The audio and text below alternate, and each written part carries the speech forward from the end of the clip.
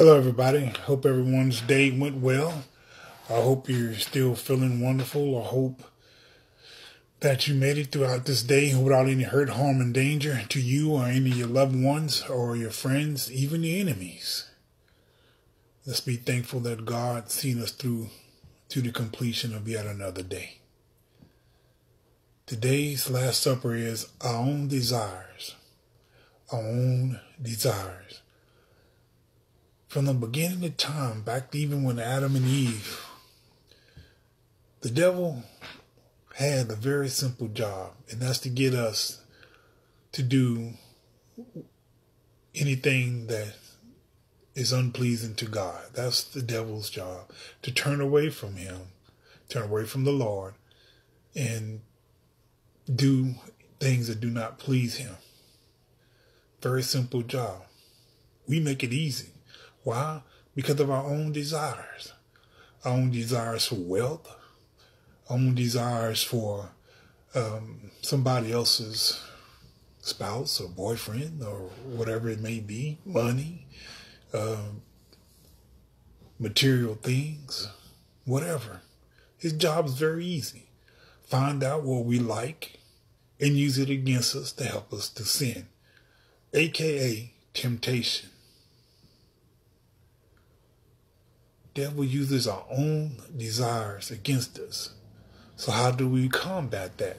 Thank you for asking that question. Combat that by picking up the Bible, reading it, and finding out the schemes that he uses. If you are not happy with the spouse that you're with, don't go seeking another one.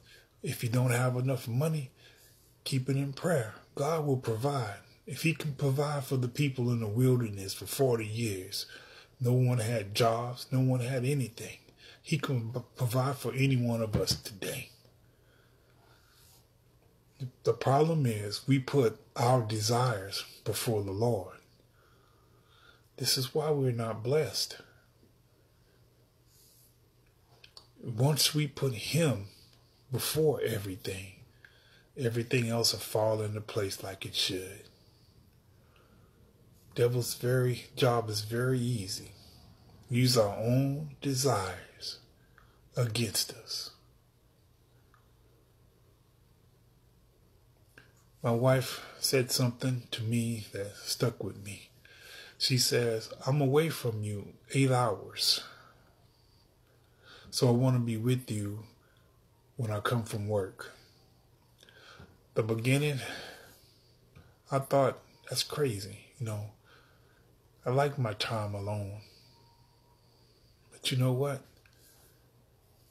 Now that I spent time, I want to be with her. And if you feel better without the time that you're with your spouse, if you feel better when that spouse is gone than you are when you're with them, then you're not with the right person.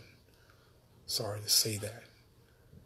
The devil uses the smallest little thing like that to turn it into something huge. Next thing you know, you're starting to look at other people. Same thing with money. You get a little bit and you want more. He uses our own desires. Whatever those desires are. Be careful. Let's just be careful. Keep ourselves prayed up. Let's fast. Let's meditate on the word. Pray without ceasing. Whenever we see something that's going wrong with someone, instead of not saying anything at all, it's our duty to say something. If it hurts their feelings, it hurts their feelings. I'd rather hurt a person's feeling than to know that I've let that person condemn their soul. I would want someone to tell me the same thing. Eternity is a long time. We can't grasp that concept. I said this before. If we could grasp the concept of eternity, knowing that our souls are going to be in torment for eternity, none of us would do the things that we do. But since we can't grasp that, because everything here we know has an expiration date, We can't grasp it. Or we think we've done enough. I know I got my golden ticket. I'm going to heaven. Well, I'm glad you are. I'm glad you think you are or whatever. But I want to be sure. So I want to make sure I do as much as I can. And everyone else should follow that example.